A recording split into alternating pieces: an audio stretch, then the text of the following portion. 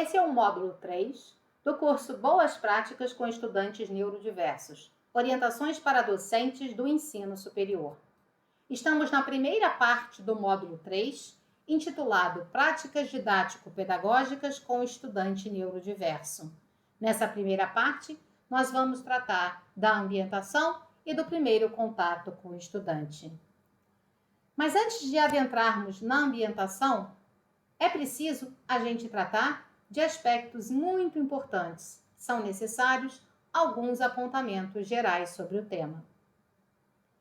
Transtornos do neurodesenvolvimento têm manifestações cognitivas variáveis, mas não representam necessariamente déficit intelectual. O docente precisa ter em mente que o estudante neurodiverso que cumpriu as etapas da educação básica, prestou o processo seletivo e ingressou no ensino superior, desenvolveu habilidades cognitivas e aprendizado para isso, e, portanto, não deve ser infantilizado ou subestimado nas suas potencialidades e na sua capacidade. Existem adaptações didático-pedagógicas que são obrigatórias a partir da apresentação do laudo médico. Já falamos sobre isso no módulo anterior, mas vamos relembrar aqui. A presença do mediador nos espaços didáticos, se for uma pessoa com deficiência, por exemplo, tempo extra e sala reservada para avaliação, ledor de prova e transcritor de respostas, essas são prerrogativas de todos os estudantes neurodiversos, por exemplo, mas há outras adaptações didático-pedagógicas que são facultativas. Essas adaptações facultativas vão representar aquilo que se espera do docente comprometido com a inclusão e com a boa informação dos estudantes que estão sob a sua responsabilidade.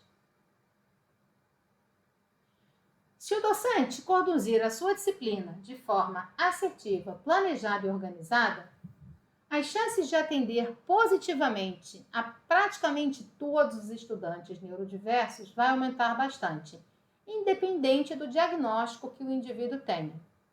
E isso a gente já considera 70% do caminho percorrido.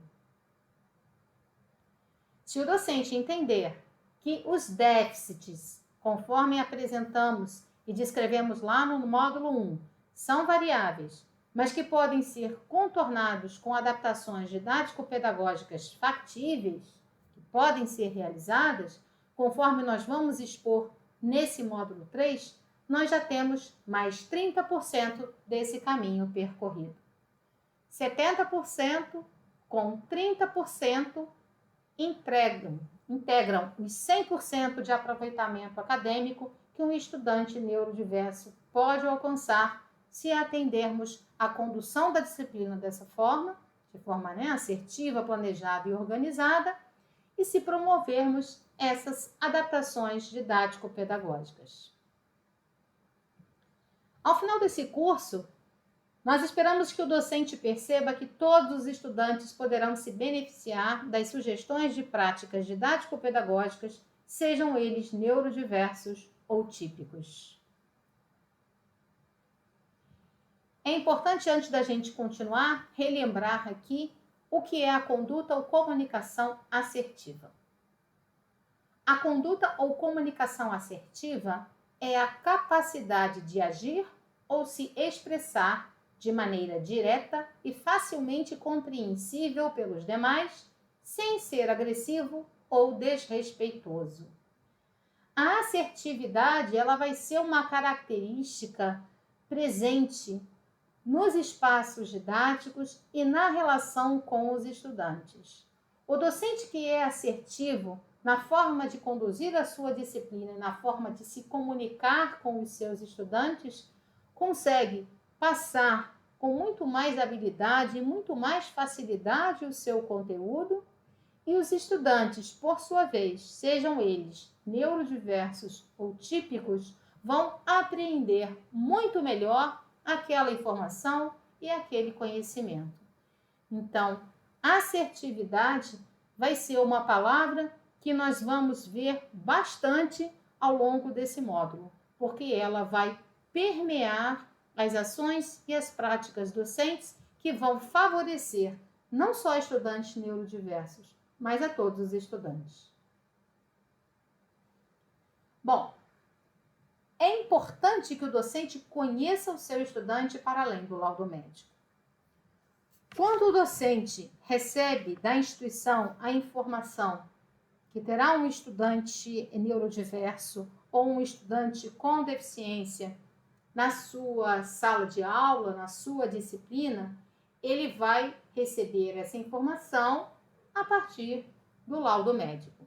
Mas é preciso que ele vá além desse laudo médico para conhecer o seu estudante. Isso porque o laudo médico informa ao docente sobre o transtorno do neurodesenvolvimento do estudante apenas com termos médicos e o número da CID, que é a Classificação Internacional de Doenças e Problemas Relacionados à Saúde. Essa informação por si só, ela não vai integrar o estudante ao ambiente acadêmico. E é por isso que o docente precisa conhecer o seu estudante para além do laudo médico. A sugestão aqui não é dar aula particular, nem facilitar o processo de avaliação para esse estudante, né? Fazer um processo diferenciado dos demais, mas tão somente dar atenção à pessoa. Isso é muito importante, a atenção à pessoa. Nesse caso, pergunte regularmente e preferencialmente em particular ao estudante neurodiverso se as estratégias didático-pedagógicas estão cumprindo o objetivo da aprendizagem. Se há alguma dificuldade extra de ambientação nos espaços didáticos, de acompanhamento das aulas, de frequência às aulas e de execução de trabalhos e de avaliações que, porventura, precisem de reorganização. Só vamos abrir um parênteses aqui. Quando nós nos referirmos a espaços didáticos, nós vamos estar falando em todos os ambientes onde a disciplina é conduzida, onde se promove a transposição do conhecimento e o aprendizado. Então, é a sala de aula expositiva, é a sala ou laboratório de aula prática, é um ambiente externo, a instituição de ensino, em uma aula de campo, por exemplo, em uma visita que pode ser a um museu, pode ser a um centro de ciências. Então, esses são os espaços didáticos que nós vamos nos referir aqui no nosso curso. Bom, por mais que o docente ele tenha se organizado para receber o seu estudante neurodiverso, tomou conhecimento dessa condição, de qual é o transtorno do neurodesenvolvimento, a partir do laudo médico.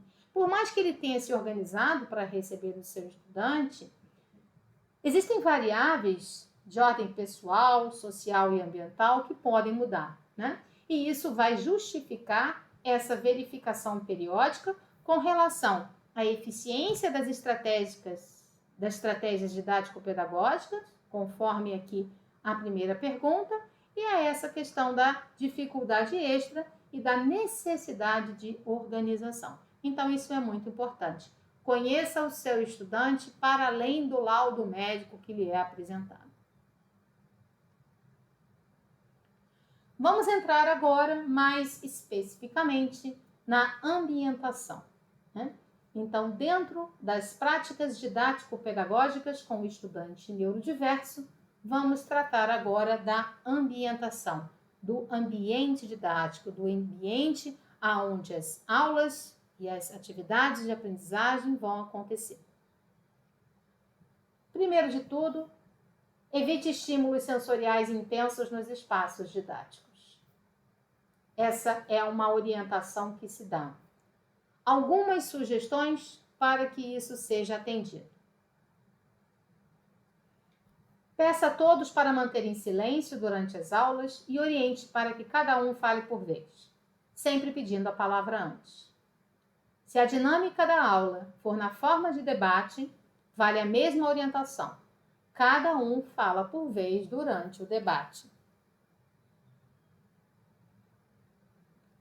Se a aula for num espaço externo, é uma aula de campo, é uma aula em um museu, é uma aula em um centro de ciência, Avalie junto ao estudante, particularmente ao estudante autista e ao seu mediador, se ele tiver um mediador, quais seriam as possíveis implicações de desconforto e irritação inerentes ao espaço escolhido para a aula e organize uma atividade substitutiva se for o caso. É importante lembrar, conforme dito lá no módulo 1 do nosso curso, que autistas podem ter transtornos de sensibilidade associado ao próprio TEA. Então, não é incomum que autistas tenham transtorno de processamento sensorial, transtorno do processamento auditivo. O transtorno de processamento sensorial pode alcançar os 5 sentidos. Então, o barulho muito alto, estímulos luminosos muito intensos, questões associadas ao tato, ao odor, ao paladar, podem afetar o estudante autista. No caso do processamento auditivo, a dificuldade de compreender a comunicação oral quando há muito ruído de fundo no ambiente. Então, essas são as questões da sensibilidade que podem estar associados ao estudante autista. Então, nesse caso específico que estamos mencionando, é importante avaliar, e é um espaço externo, é um espaço diferente, avaliar se haveria alguma possibilidade de implicação, causando desconforto, causando irritação, né? E se for o caso, o docente organiza uma outra atividade para substituir. A proposta aqui não é deixar de fazer a atividade porque há outros estudantes na turma, mas por que não uma atividade alternativa para esse estudante autista que tem mais sensibilidade? Se a comunicação com o autista, o estudante autista, for em ambiente com ruído, é possível, por exemplo, que ele peça para você repetir a informação. Nesse caso, procure conversar em ambiente mais silencioso.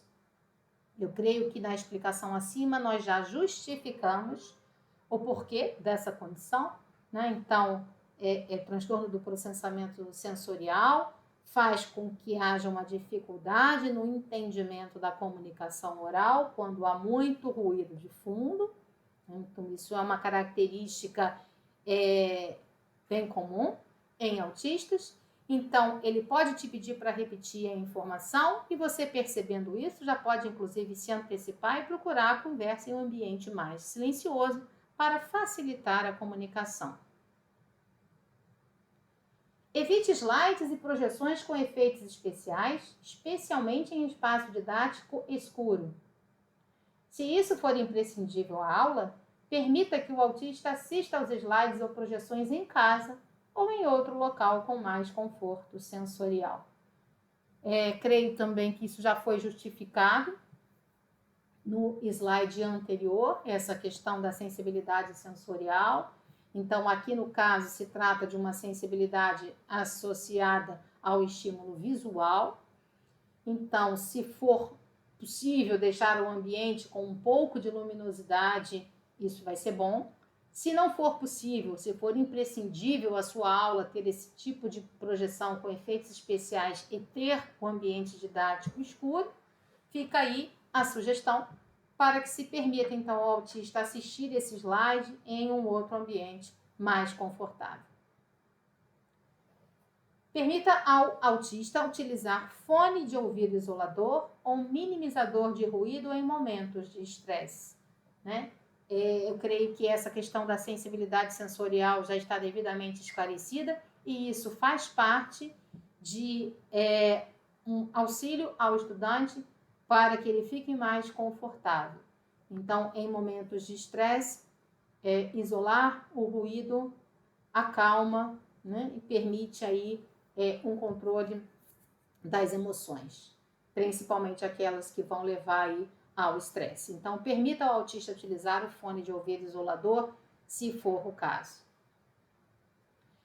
Permita ao autista sair do espaço didático em momentos de estresse.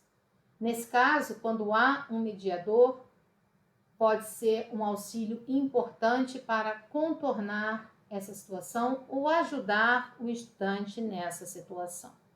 Tá? Então, em momentos de estresse, onde há necessidade aí de uma autorregulação, né? Lembrando, autistas têm, né, questões relacionadas à comunicação verbal e não verbal, então muitas vezes vai ser importante isso. O estresse pode ser desencadeado por vários estímulos que estão ali no ambiente ou o conjunto desses estímulos, então permita que ele saia do espaço didático nesses momentos para se acalmar. Dê preferência aos espaços didáticos que tenham climatização com baixa emissão de ruído ou ventilação natural. Isso também está relacionado a essa questão da sensibilidade sensorial, principalmente aí voltada a estudantes autistas. Claro que se isso estiver fora da sua ação docente, você pode pedir à instituição que tome as providências cabíveis. O mesmo vale com relação à iluminação. Dê preferência aos espaços didáticos que tenham lâmpadas de LED ou lâmpadas incandescentes, ao invés das lâmpadas fluorescentes, que piscam e podem fazer ruído. E aí, mais uma vez, se isso estiver fora da sua ação, peça aí à sua instituição de ensino que tome as providências necessárias. Bom, muitas das questões que foram apresentadas aqui no que se refere à ambientação fizeram referência direta a estudantes autistas, né? Existe realmente essa questão de sensibilidade, de transtornos de sensibilidade, de transtornos auditivos que estão associados ao espectro autista.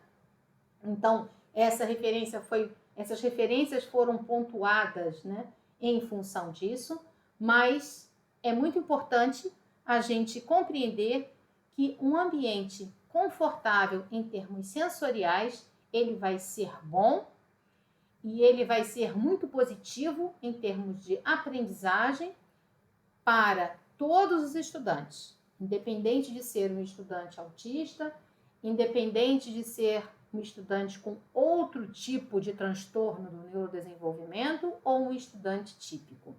E, além disso, um ambiente com conforto sensorial também é importante ao docente no exercício da sua função, né? Na condução das aulas, na transmissão da informação, para a organização do seu conteúdo, para a organização e a condução da docência, do exercício da docência. Então, isso é que é o mais importante. Para além de atender às especificidades de um estudante autista, nós temos que pensar na boa ambientação como algo que atende a todos os estudantes e também dá um conforto muito grande ao docente. Vamos para o segundo item a ser tratado dentro da primeira parte do módulo 3 do curso, práticas didático-pedagógicas com estudante neurodiverso, entrando agora no primeiro contato. O primeiro contato que o docente estabelece com o estudante. Não trate o estudante de forma infantilizada e nem o subestime. Essa é a primeira orientação para um primeiro contato. Nós já falamos sobre isso anteriormente, nesse mesmo módulo. O estudante, ele cumpriu as etapas da educação básica, prestou um processo seletivo e ingressou na instituição de ensino superior. E ele é uma pessoa adulta. Então, não faz sentido tratar o estudante de forma infantilizada e nem subestimá-lo, certo? Cumprimente o estudante naturalmente, mas evite o contato físico. Por que isso? Porque se tratar de um estudante autista, por exemplo, com transtorno sensorial, o tato é um dos sentidos que pode estar implicado nesse transtorno sensorial. Nem todos os estudantes autistas vão ter essa restrição, mas é o primeiro contato, você ainda não conhece o seu estudante, então pode tranquilamente evitar o contato físico, porém cumprimentá-lo naturalmente. Quando estamos aqui tratando do primeiro contato, estamos partindo do princípio que o docente, ele já recebeu a informação a partir do laudo médico de qual é o transtorno do neurodesenvolvimento que que está aí relacionado ao seu estudante. Então, ele já, pelo menos, deveria ter conhecimento, né, de quais são as necessidades em termos de adaptações didático-pedagógicas. Mas é importante, como falamos anteriormente, que ele conheça o seu estudante para além do laudo médico. Então, nesse primeiro momento, nós não estaremos de posse de todas as informações, mas, obviamente, precisaremos, né, abrir caminho para ter essas informações. Cumprimente-o naturalmente e evite o contato físico. Seja sempre assertivo na comunicação. Olha a assertividade retornando aí, né, dentro das nossas orientações. Então, é importante ser assertivo, seja direto, seja claro, seja objetivo. Faça com que a sua comunicação seja facilmente compreendida por todos. E isso é especialmente importante para o estudante neurodiverso. Procure se comunicar de frente para o estudante. Isso mantém o foco e a atenção naquilo que você está falando, naquilo que você está transmitindo. Se for um estudante autista, não espere pelo contato visual. O autista tem dificuldade na interação social, né? Isso já foi explicado lá no módulo 1. Ele pode ter, então, por isso, uma dificuldade de fazer o contato visual, mas isso não quer dizer de forma alguma que ele está desatento ou que não está entendendo aquilo que você está dizendo ou aquilo que você está explicando. Em oposição a isso, nós podemos aqui dar o exemplo do estudante que tem TDAH, em que o contato visual é muito importante para manter o foco, para manter a atenção. Então, procure se comunicar de frente para o estudante e ele decide se é importante ou se ele se sente confortável em fazer o contato visual com você. Lembrando que a falta desse contato não quer dizer desatenção ou falta de entendimento.